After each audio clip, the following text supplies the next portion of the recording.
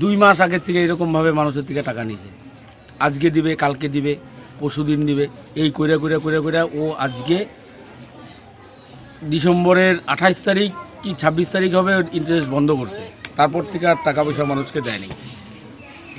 এখন অবধি ও আজকে কালকে কালকে পরশু জমি বিক্রি করে দিব, অমুক খান থেকে দিব, তমুক খান থেকে দিব, আজকে এইভাবেই করতেছে। আজকে ওকে ওর বাড়ির থেকে তুলে নিয়ে আসি, খাবাইডাঙ্গার থেকে তুলে নিয়ে আসছি।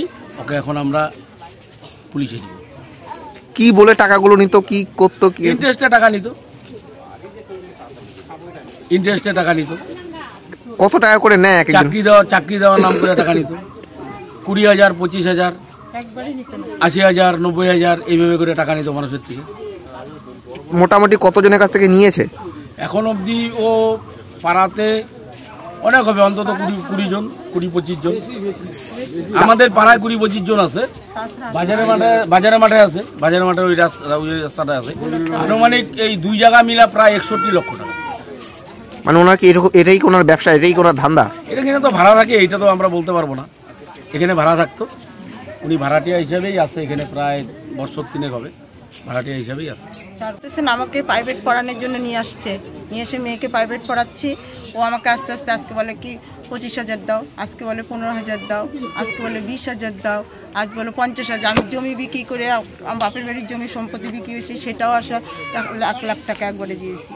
তারপরে আমার পাশে আমার জমি, আমার স্বামী যা আসছে, স্বামীর জমি পাশে কিছুটা বিক্রি করছি, সেটাও নিছে। বলে চিন্তা নাই, তোমার সংসারটা চলবে ইন্টারেস্ট এইভাবে, তোমার চিন্তা নেই, কোনোদিন টাকা মায়ের খাবে না। হ্যাঁ, আমার ছেলেকে এমন কি চাপ দিছে যে তুমি অন্যের থেকে আইনে দাও, আমি তোমাকে দেবো। ওর হলো 8 লাখ টাকা আনিছে, আমার 5 লাখ টাকা আসলে। আর ইন্টারেস্ট আজকে 12 মাসের 1 পয়সাও দেয় না। ওই নভেম্বর থেকে এই জানুয়ারি পর্যন্ত, ফেব্রুয়ারি চলে গেল, 5 পয়সা নেই। কত টাকা? আমার ছেলেকে পড়াবো, সেই কলকাতায় পড়াচ্ছি, সে পরীক্ষা দিতে পারতেছে না। আমি হাতে পায়ে ধরতেছি, ও পরীক্ষা বন্ধ করেছে, তুমি টাকা দাও, আমি ছেলেকে পরীক্ষা দেওয়াবো।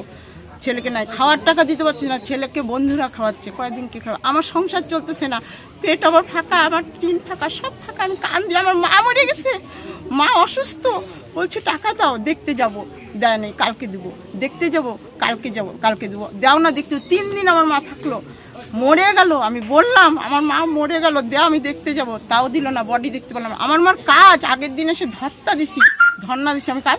আমার লোক সব পাড়ায় বাকি বয়কা করে আমার কাজের উদ্ধারটা করছে। কালকে আমার মার কাজ, আমি যাইতে পারতেছি না, 5টা টাকার জন্যও যেতে পারতেছি না।